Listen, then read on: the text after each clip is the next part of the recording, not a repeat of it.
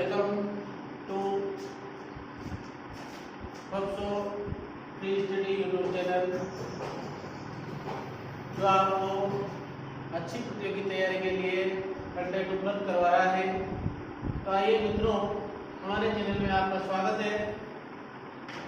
आज हमारा जो राजस्थान इतिहास का जो कंटेंट चल रहा था, उसमें हम नया टॉपिक ऐड करते हुए आगे बढ़ने का प्रयास कर रहे हैं।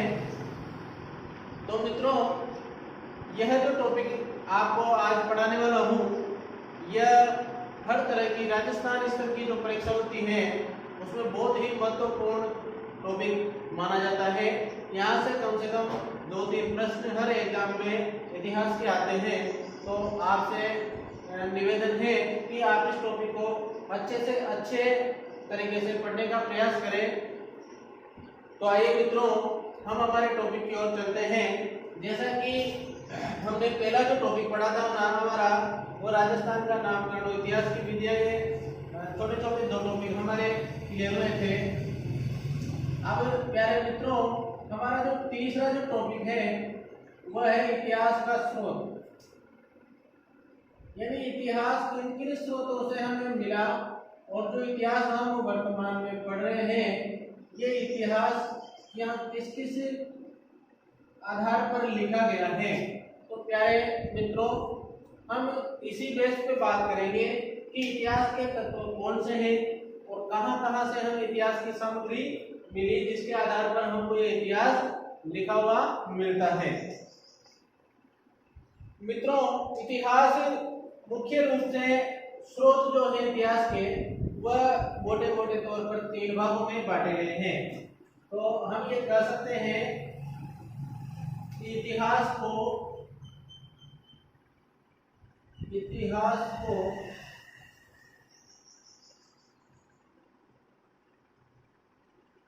और इतिहास के स्रोतों को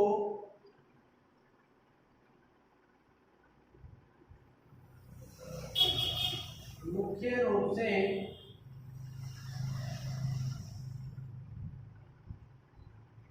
3 भागों में बांटा गया है।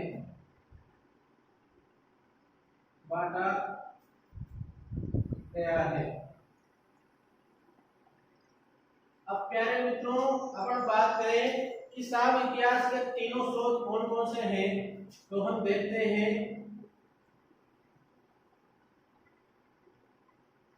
इतिहास के स्रोत मुख्य रूप से अगर अपन बात करें तो इतिहास के स्रोतों को 3 भागों में बांटा। वो 3 भाग कौन कौन से हैं, देखो। पहले नंबर पे आता है अपने पास पुरातात्विक स्रोत।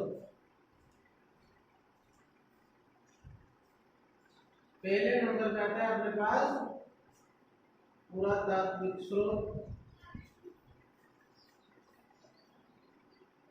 दूसरे नंबर पे आता है अपने पास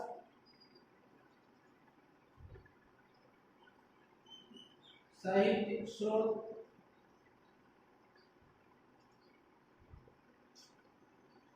और तीसरे नंबर पे आता है अपने पास पुरालेखिक स्रोत।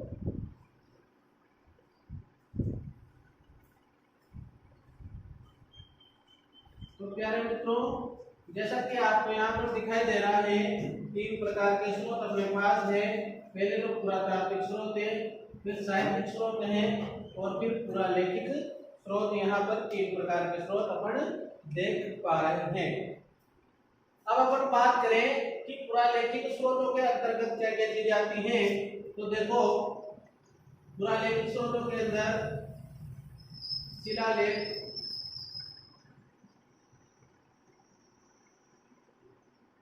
अभिलेख,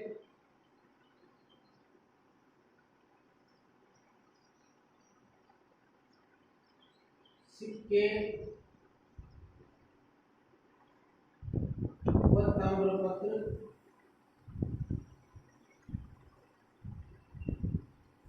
इसके बाद में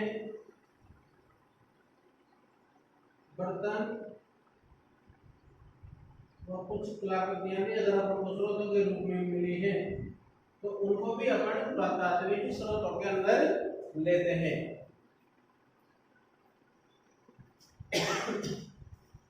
तो प्यारे मित्रों, अपन पुरातात्विक स्रोतों की बात करें तो पुरातात्विक स्रोत वे स्रोत हैं जो सर्वाधिक महत्वपूर्ण माने जाते हैं, और ये जो स्रोत होते हैं वह किसी तत्व या धातु से निर्मित होते हैं। किसी तत्व या धातु से निर्मित जो स्रोत होते हैं उनको हम बोलते हैं पुरातात्विक स्रोत। और ये भी है अपन को तो शिलालेख के रूप में, अभिलेख के रूप में, सिक्के या ताम्रपत्र के रूप में, और कुछ बर्तन और कलाकृतियों के रूप में। तो इसके बाद अपन बात करें तो दूसरे नंबर पे आ जाता है प्यारे मित्रों अपने पास साहित्यिक स्रोत, जो हमें साहित्य के रूप में उपलब्ध हुआ है। किसके रूप में? साहित्य के रूप में उपलब्ध हुआ है। अब ये साहित्य के रूप में उपलब्ध जो स्रोत हुए हैं उनके अंदर कौन कौन सा साहित्य अपन को प्राप्त हुआ है उसके पर बात कर लेते हैं। पहले नंबर पे था अपने राजस्थानी साहित्य,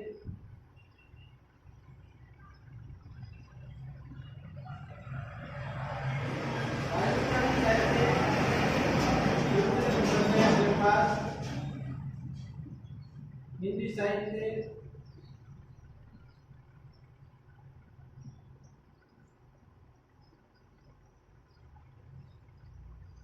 उर्दू फारसी, या फिर अपन संस्कृत पहले ले सकते हैं, संस्कृत साहित्य,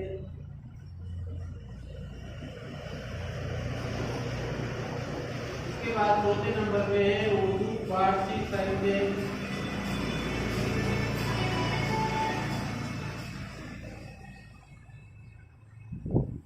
और लास्ट में अपने विदेशी यात्रियों ने भी अगर कुछ वरदान या कुछ किताबें लिखी है विदेशी यात्रियों के वरदान। देखो यहाँ पर मित्रों पर को जो चर्चा करनी है वो कौन कौन से साहित्यिक स्रोतों में चर्चा करनी है वो देख लो आप। साहित्य के रूप में राजस्थानी साहित्य, इंग्लिश साहित्य, संस्कृत साहित्य, उर्दू फारसी साहित्य, विदेशी यात्रियों के वृत्तांतों पे हम चर्चा करने वाले हैं।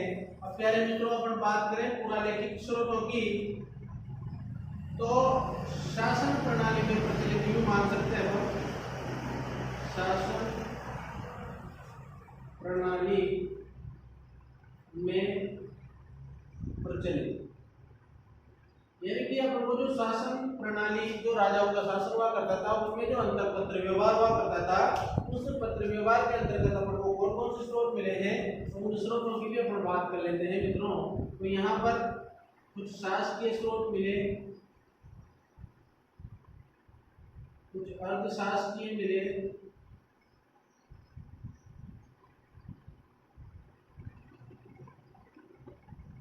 कुछ गैर शासकीय भी मिले।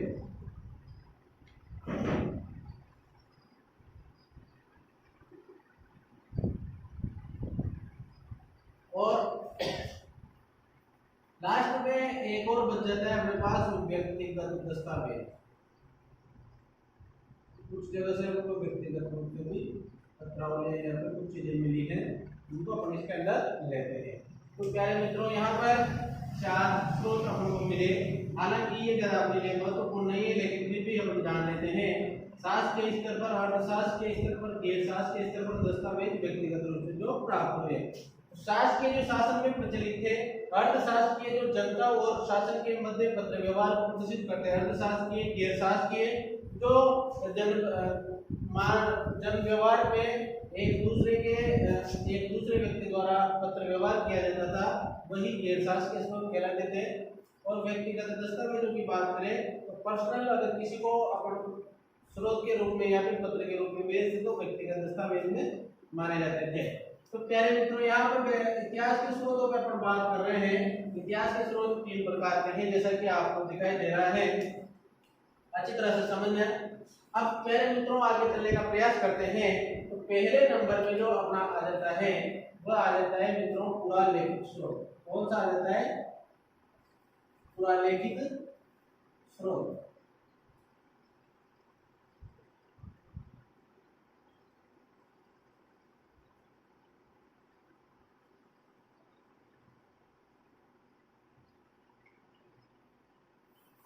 देखो प्यारे मित्रों, अपन बात करें पुरालेखित स्रोतों की, तो पुरालेखित स्रोतों के बारे में जानने से पहले अपन अच्छी तरह से जानते हैं कि जो तत्वों से निर्मित होते हैं उन्हें अपन पुरालेखित स्रोत कहते हैं। और अपन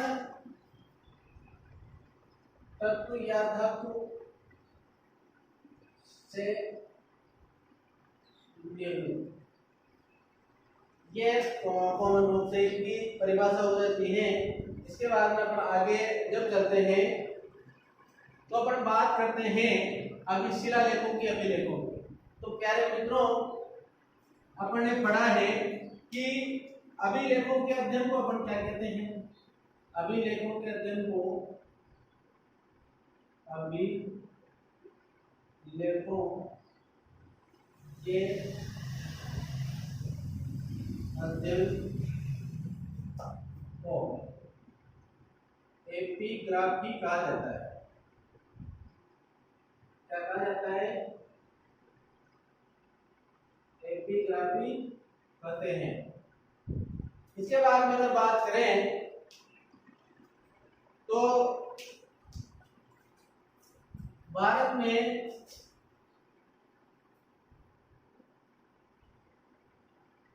सर्वप्रथम अभिलेख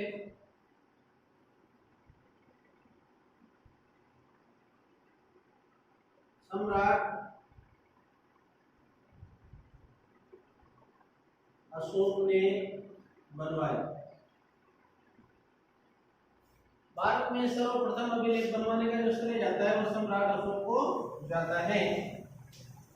इसके बाद में अगर बात करें तो अभिलेखों की भाषा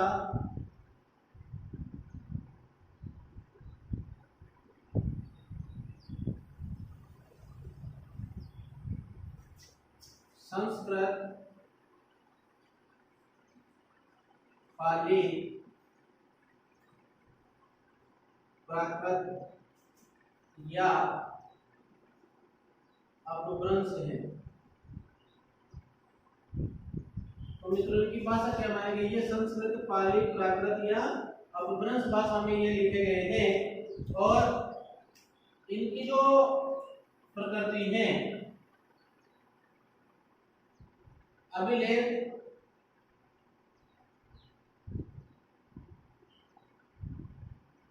या शिलालेख में अपन कह सकते हैं, क्योंकि इन्हीं पे इनको लिखा गया। अभिलेखों को गद्य और पद्य दोनों शैलियों में लिखा गया।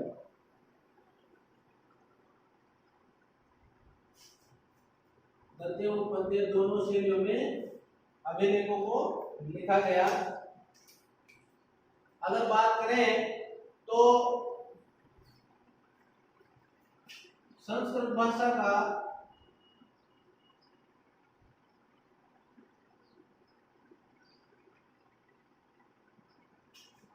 प्रथम अभिलेख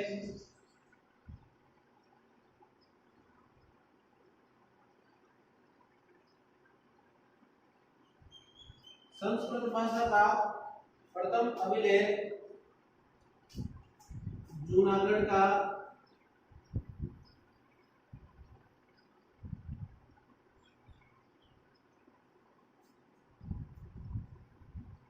अभिलेख है।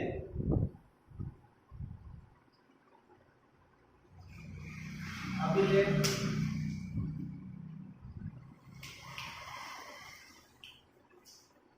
है।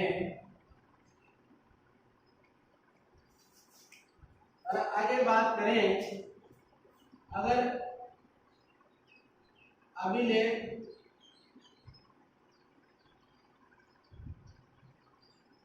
किसी शासक की प्रशंसा में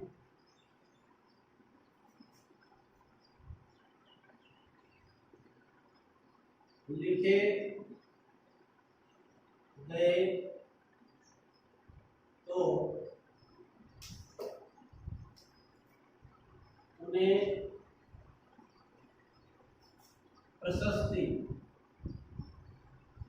जैसे राज प्रशस्ति है, मेघनाथ जी की प्रशस्ति है, कीर्तिस्तंभ प्रशस्ति है, तो राजाओं के बखान के लिए या राजाओं के वंशावली का वर्णन के लिए जो प्रशस्तियां लिखी गई उनको अपन शिलालेख के रूप में नहीं बोल के प्रशस्ति के रूप में बोलते हैं। प्रशस्ति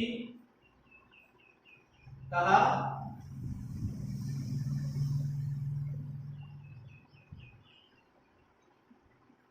अब प्यारे मित्रों, यहाँ पर आपको कॉमन चीजों की अपन बात कर रहे हैं।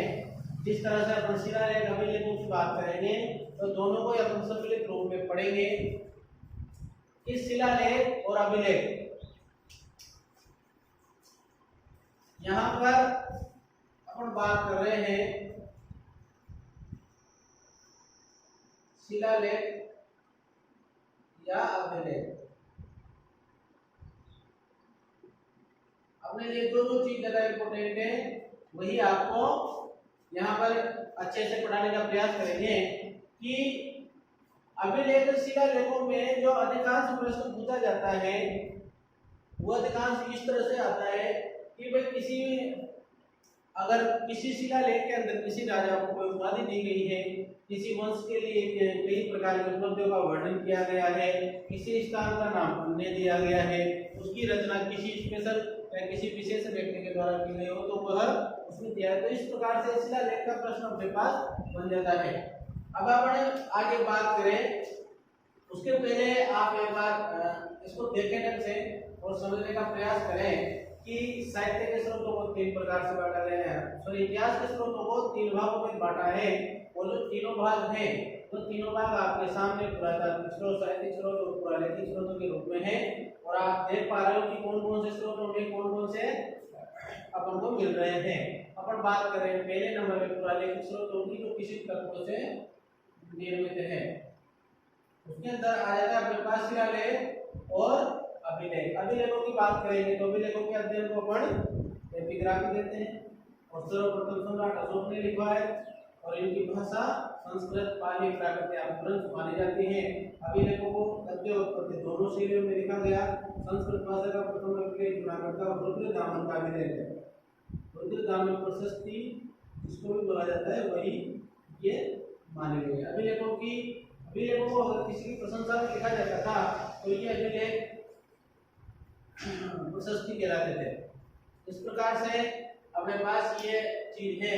अब अपन बात करेंगे प्यारे मित्रों राजस्थान के प्रमुख अभिलेखों या शिलालेखों के संबंध में। तो प्यारे मित्रों आगे अपन बात करें, मैं इसको मिटा रहा हूँ, आप इसका स्क्रीनशॉट ले सकते हैं आराम से।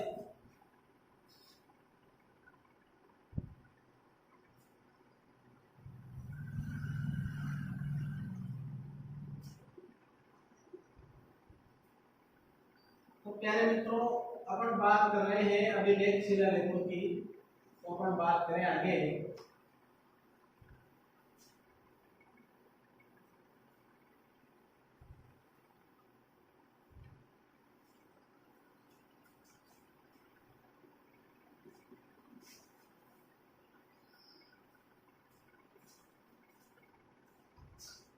तो प्यारे मित्रों अपने पास जो पहले नंबर पे आ जाता है वह है बड़ली का शिलालेख। कौन से नंबर पे?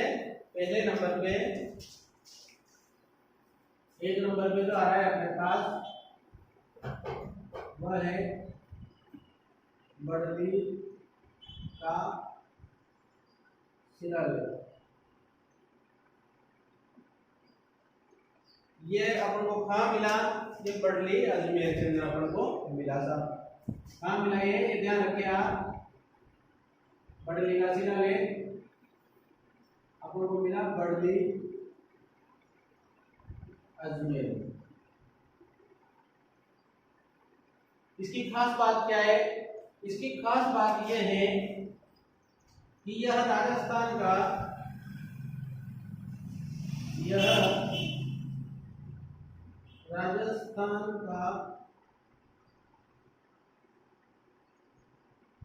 सबसे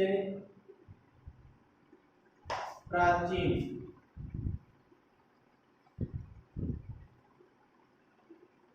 अभिलेख है।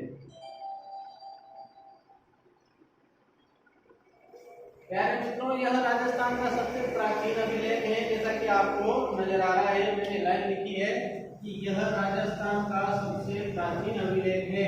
वेरी इंपॉर्टेंट लाइन ये यहाँ पर अपने पास बन जाती है कि राजस्थान का सबसे प्राचीन जो अभिलेख है वह किसको माना गया है। अब एक लाइन और बनती है कि यह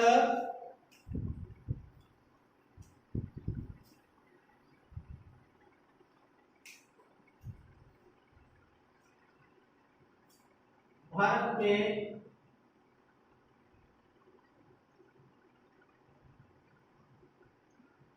प्रियवा के शिलालेख के पश्चात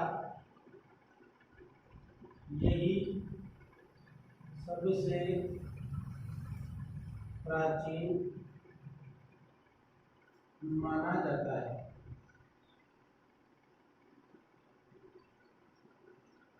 भारत में प्रियवा के शिलालेख के पश्चात यही जो शिलालेख है यह प्राचीन माना जाता है। और यह प्रियवा शिलालेख 487 ईसा पूर्व के आसपास का माना जाता है, जबकि ये जो अपना शिलालेख है 433 ईसा पूर्व का ही माना जाता है। तो इस प्रकार से अपन बात करें तो ये 443 ईसा ईसा पूर्व का माना जाता है। अब इसके बाद में प्यारे मित्रों, अगर अपन ध्यान दें तो अपने पास जो दूसरा अभिलेख आता है वो दूसरा अभिलेख है बिजोलिया का शिलालेख। दूसरे नंबर पे शिलालेख आता है अपने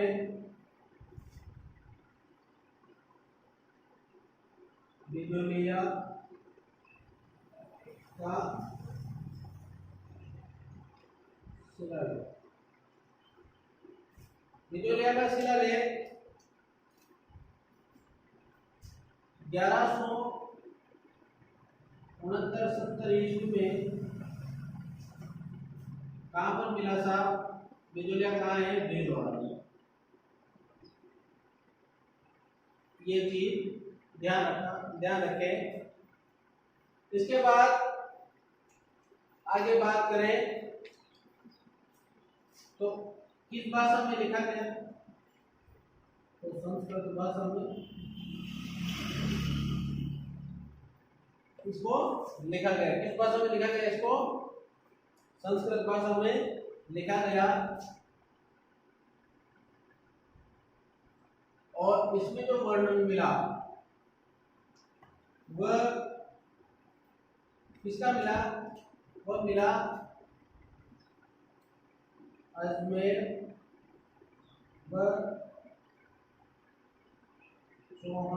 अजमेर व सांबर के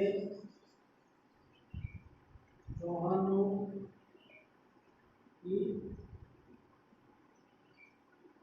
वंशावली। और इसमें क्या मिला?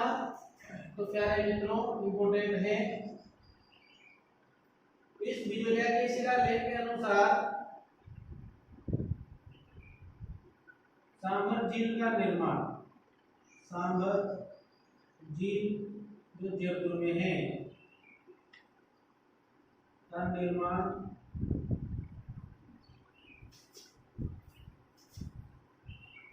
चौहान शासक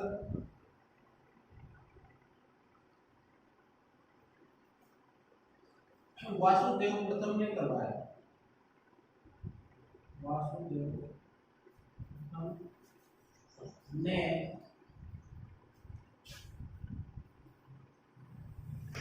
करवाया।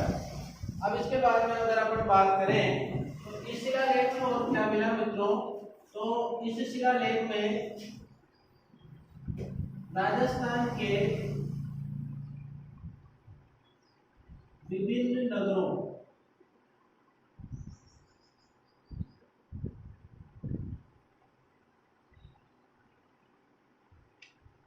के उपनाम अपन को मिले,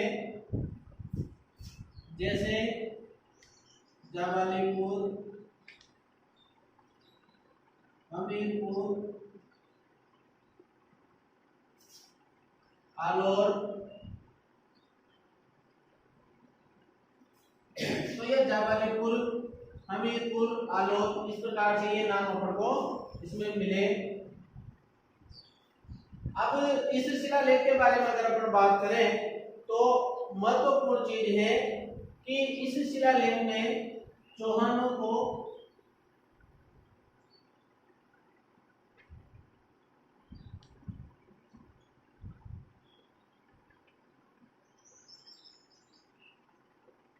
वत्स गोत्र ब्राह्मण बताया गया।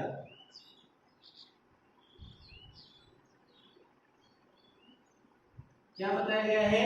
वत्स गोत्र ब्राह्मण इसमें बताया गया है। और जो महत्वपूर्ण चीज है वह है रचयिता। इसका जो रचयिता माना है वो गुणवंत को माना गया है। तो यहाँ पर आपको जो चीज ध्यान रखनी है वो यही है कि इसका बहुत सी बार प्रश्न आया है, वो यही से आया है कि सामरदिल का निर्माण किसने करवाया था।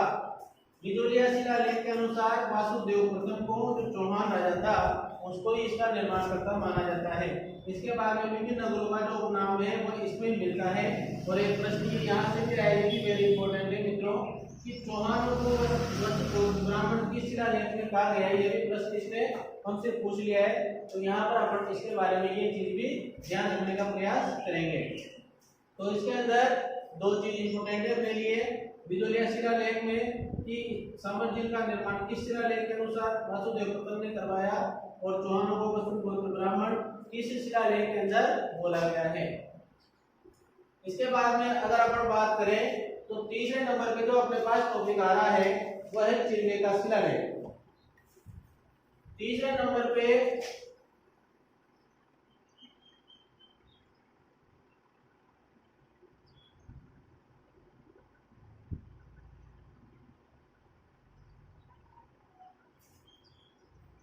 ये ज्यादा अपने लिए इंपोर्टेंट नहीं है, फिर भी अपन इसको पढ़ेंगे कि यह मेवाड़ से मिला अपन को उदयपुर में, और ये मेवाड़ के सामाजिक, आर्थिक, राजनीतिक जीवन को जानने में उपयोगी है, जानने में उपयोगी माना जाता है। इसके अलावा इसमें मेवाड़ के प्रारंभिक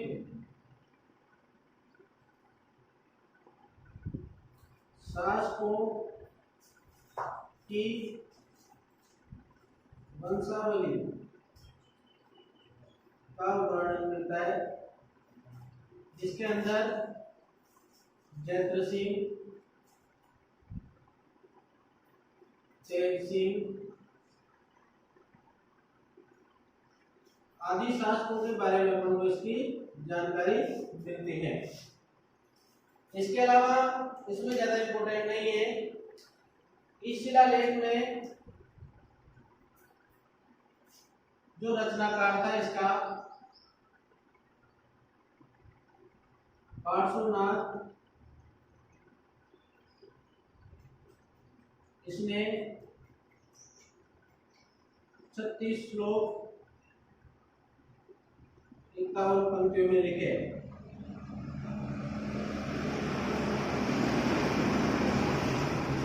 तो प्यारे मित्रों, यहाँ पर अपन को जो नजर आ रहा है कि चिरवे का शिलालेख साहब कहाँ से मिला, किन उद्देश्य से मिला और ये किसके लिए उपयोगी है, सामाजिक आर्थिक राजनीतिक जीवन के लिए उपयोगी है।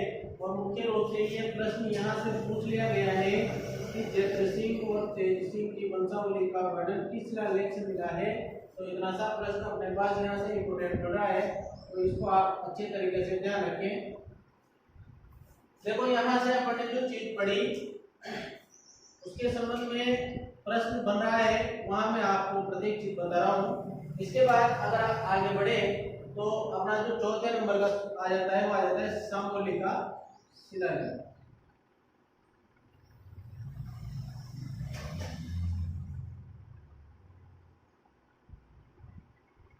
सममौलिक का शिलालेख हमको उदयपुर से मिला, जावल के निकट।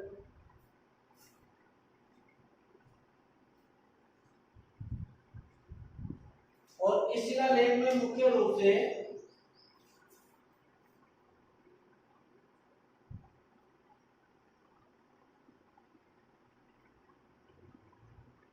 इस शिलालेख में जावर में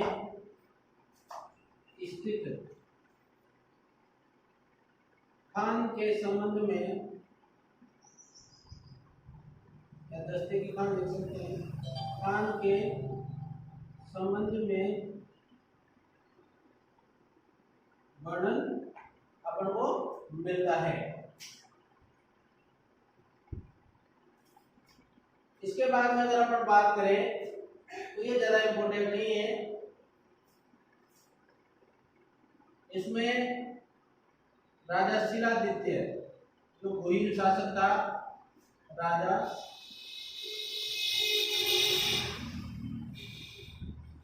शिलादित्य का वर्णन भी अपन को मिल जाता है। तो प्यारे मित्रों, अपन बात कर रहे हैं शिलालेखों की। तो यहाँ पर अपन ने 4 शिलालेख देखे। इन चारों शिलालेखों में जो जो चीज इंपोर्टेंट है एक बार उसको आप रिपीट कर सकते हो, देख सकते हो, इसका स्क्रीनशॉट लेकर के। तो यहाँ पर अपन ने 4 शिलालेख देखे।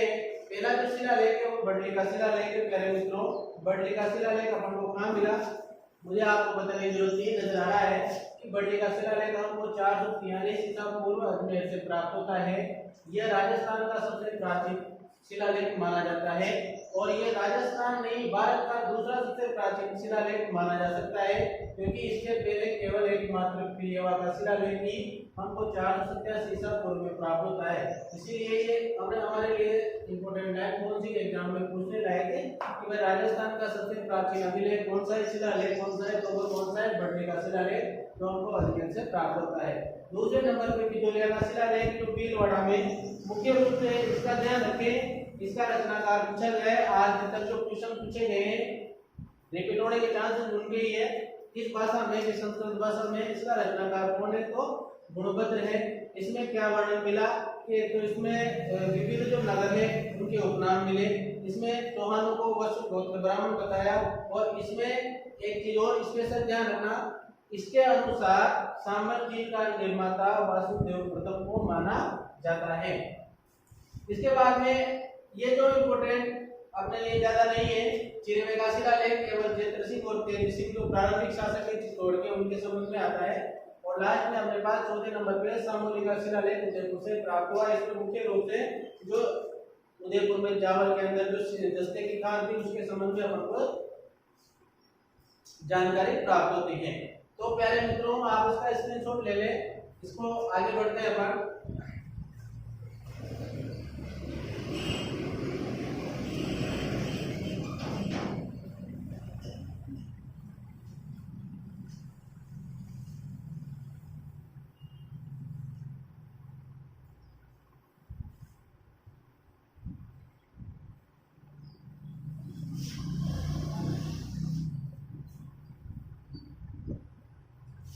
जो अगला नंबर आ रहा है अपने पास वो आ रहा है कीर्ति स्तंभ प्रशस्ति का।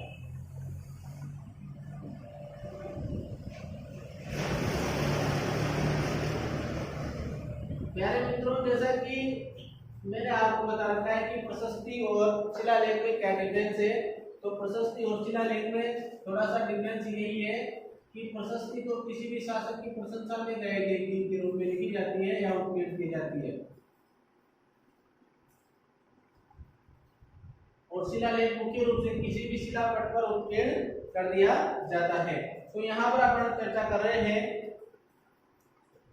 कीर्तिस्तंभ प्रशस्ति में। तो कीर्तिस्तंभ प्रशस्ति की बात करते हैं कि मुख्य रूप से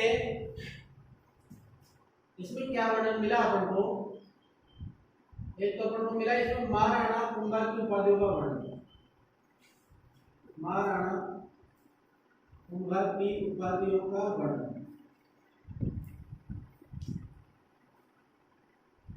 स्पेशल इंपोर्टेंट बहुत सी बार पूछा गया है, दान गुरु, चाप गुरु, चाल गुरु, इस प्रकार से उसकी जो उपाधियां हैं उनके रूप में अपन को ये मिला है। इसके संबंध में अगर अपन आगे बात करें तो जो इसका रचनाकार है वो महेश भट्ट है।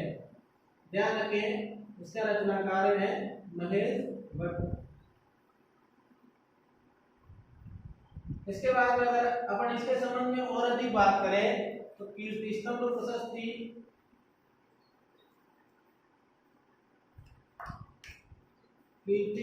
प्रशस्ति में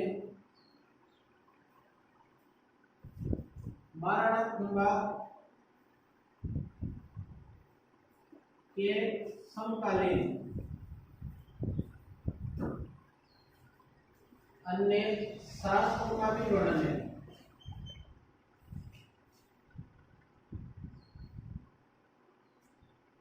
तो यहाँ पर कीर्तिस्तंभ प्रशस्ति अपने ये इतनी सी इंपोर्टेंट है कि कीर्तिस्तंभ प्रशस्ति में कहाँ हमको मिली, कब मिली, 1460 ईस्वी में। और इसमें किसका वर्णन है, तो दो चीजें आपने रखना है, एक तो इसका रचनाकार अधिकांश पूछा गया है और महाराणा कुंभा की उपाधियों का वर्णन इसमें मिलता है।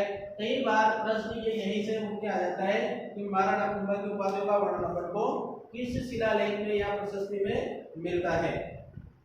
इसके बाद अपन बात करें तो अपना अगला शिलालेख है, प्रशस्ति है रायसिंह की प्रशस्ति।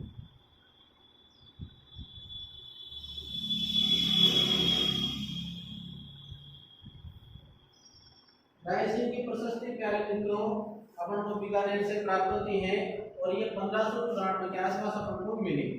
हालांकि ये सन वगैरह बहुत कम पूछे जाते हैं इतिहास में, तो आप मुझे चक्कर में कम पड़े। सन अगर आप याद करने लग जाओगे तो शायद पूरा इतिहास भूल भी सकते हो। तो रायसिंह की प्रशस्ति हमको कहाँ से प्राप्त हुई है, बीकानेर से। जैसा कि आपको नाम से मालूम पड़ रहा है कि रायसिंह बीकानेर के थे, तो रायसिंह को हम राज बताने का कारण भी कहते हैं। तो राज बताना का कारण जो है उस रायसिंह की उपलब्धियों का वर्णन है।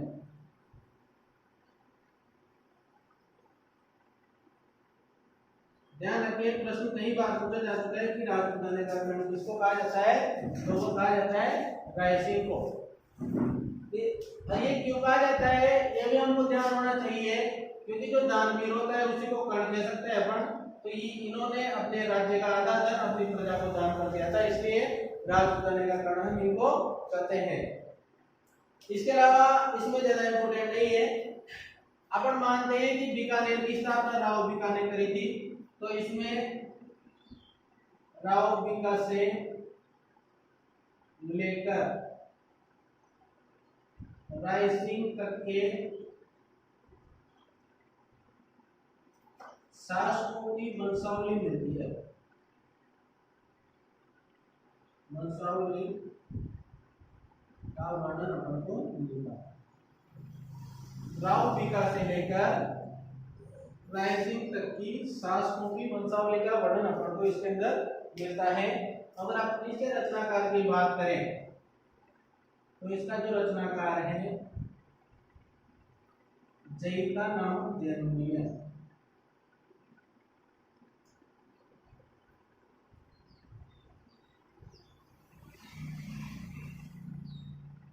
देखो यहाँ पर रायसिंह की प्रशस्ति में अपने पास ज्यादा नहीं है। दो तीन चीजें ध्यान रखना कि राव बीका से लेकर रायसिंह तक के शासकों की वंशावली, इसके अलावा रचनाकार, राज बताने का गण। अच्छा, इस राय सिंह की उपलब्धियों का वर्णन जैसे अपन मैं बात कर रहा हूँ आपसे, तो राय सिंह के शासन काल में जो बीकानेर दुर्ग का निर्माण हुआ उसका स्पेशल इसमें वर्णन किया गया है। बीकानेर दुर्ग का निर्माण, दुर्ग के अंदर जो तुलादान और जो खजाना उसका निर्माण भी, उसके भी संबंध में इसमें वर्णन मिला है। तो प्यारे मित्रों, आप इसके अंदर 3 चीजें ध्यान रखना। राजपुताने का कर्ण कौन है? राय सिंह है। राय सिंह की प्रशस्ति में क्या वर्णन? बीकानेर दुर्ग का निर्माण। स्पेशल ध्यान रखें आप, बीकानेर दुर्ग का निर्माण किस शिलालेख के अंदर मिलता है? तो ये अपन को एकमात्र शिलालेख है जो उसके संबंध में जानकारी देता है, रचनाकार जय का नाम जैन मुनि। इसके बाद अपन आगे बढ़े तो इंपोर्टेंट अपने लिए आ जाती है प्रशस्ति, राज प्रशस्ति। इंपोर्टेंट, वेरी इंपोर्टेंट, बहुत सी बार सबसे ज्यादा अगर प्रश्न पूछा गया है तो प्रश्न इसी का पूछा गया है, राज प्रशस्ति।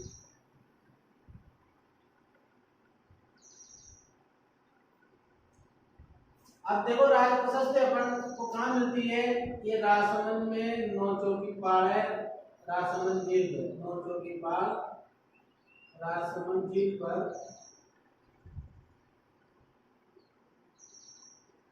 और ये राजसमंद में अपन को मिली। और शासन काल किसका? तो शासन काल राज सिंह का। राज सिंह के शासन काल में बहुत अजीब अजीब घटनाएं घटित हुई थी। तो राजसमंद इसका, राज सिंह का शासन काल, राज सिंह के शासन काल का वर्णन अपन को यहाँ पर मिला। भाषा की बात करें तो संस्कृत भाषा, और अगर आगे बात करें तो विश्व की सबसे बड़ी महत्वपूर्ण चीज यही है, विश्व की सबसे बड़ी प्रशस्ति, विश्व की सबसे बड़ी प्रशस्ति तो 25 शिला पट्टिकाओं में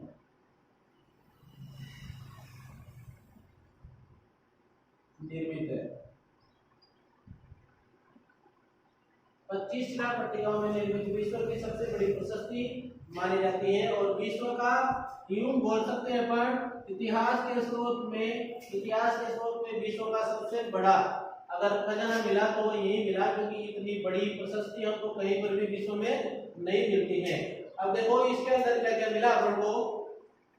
इसके अंदर अपन को राजसमंद झील का निर्माण,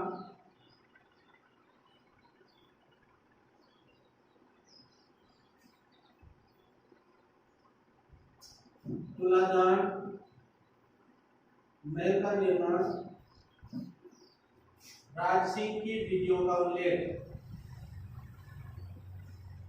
यानी कि राज सिंह ने जीवन की महत्वपूर्ण जो उपलब्धि थी ऐतिहासिक स्तर पर वह यही थी, राज सिंह की विधियों, सभी चीजों का उल्लेख इसके अंदर ही कर दिया उसने, राज सिंह की विधियों का उल्लेख। इसके अलावा इसमें मेवाड़ की सामाजिक व्यवस्था,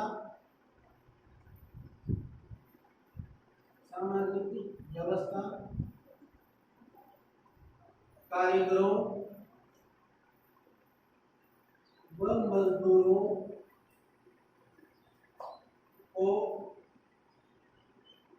कार्य के बदले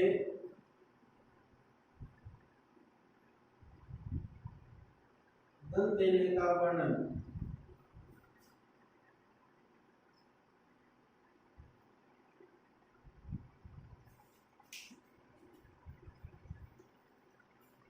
अब साहब इसके रचनाकार की बात करें तो रणछोड़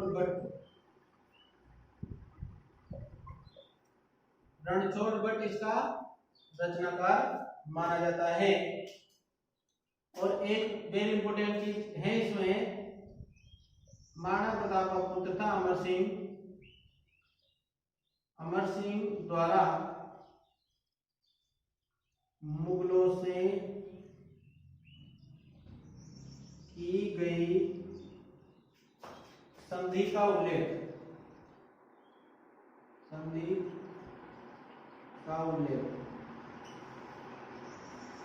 तो प्यारे मित्रों, यहाँ पर अपन इसको अगर ज्यादा नहीं लिखे तो याद रहने में आसानी नहीं होती है। राज प्रशस्ति हमको कहाँ मिली? राजसमंद के अंदर मिली। और राजसमंद में जो मिली प्रशस्ति, इसमें मेन चीज क्या है कि ये राजसमंद की लोचों की बात 25 शिला पत्रिकाओं में मिली। इसकी भाषा संस्कृत थी और विश्व की सबसे बड़ी प्रशस्ति मानी गई। और दूसरी इंपोर्टेंट चीज है जो आपके एग्जाम में पूछी जा सकती है कि राजसमंद झील के निर्माण का उल्लेख किसके अंदर मिलता है? एक बार ये भी प्रश्न पूछ लिया गया कि मेवाड़ के कारीगरों और मजदूरों को जो धन दिया गया उसका उल्लेख किस शिलालेख में मिला? तो ये प्रशस्ति उसी टाइम पे। इसके बाद ये रचनाकार पूछ लिया कि राज प्रशस्ति, क्योंकि वेरी इंपोर्टेंट प्रश्न अधिकांश इसी प्रशस्ति में से पूछे जाते हैं और में तो बहुत कम क्वेश्चन आते हैं। तो यहाँ पर ये 4 क्वेश्चन मैं आपको बता रहा हूँ, बहुत ज्यादा इंपोर्टेंट है।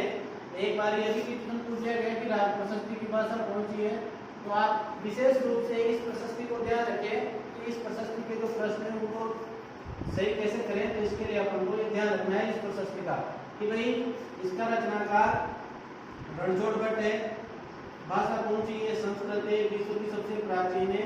और राजसमंद झील का निर्माण अपन को इसमें मिलता है। और मजदूरों और कारीगरों के रूप में भी जो वो धन दिया जाता था कारीगरी बदले, उसका भी अपन को वर्णन मिलता है। और महत्वपूर्ण एक ये भी ध्यान रखना है कि अमर सिंह तो महाराणा प्रताप का पुत्र था, उसने मुगलों से संधि करी थी कि मैं कभी भी, मेरे पिता कभी भी आपके दरबार में नहीं आएंगे और अपनी पगड़ी नहीं रखेंगे, मैं ही आपके दरबार में आऊंगा, उनकी जगह तब आपकी संधि हो सकती है। तो उसने संधि करी थी, इसीलिए संधि का उल्लेख अपन को यहाँ पर मिलता है। तो यहाँ पर ये बहुत ज्यादा महत्वपूर्ण अपने लिए बन जाता है। इसके बाद अगर आगे बात करें अपन, तो अपना जो अगला है वह है नगरी का लेख।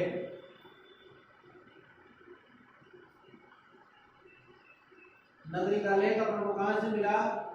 हालांकि ये क्वेश्चन बहुत कम पूछे गए, एक बार ही पूछे गए हैं।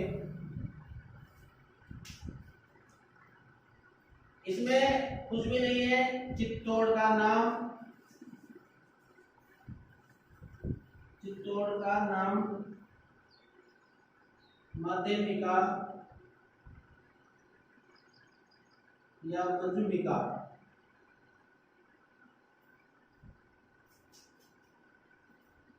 मिलता है। यही प्रश्न अधिकांश इसके अंदर से अपन को मिल जाता है, बस और कुछ भी इसके अंदर से नहीं आता है।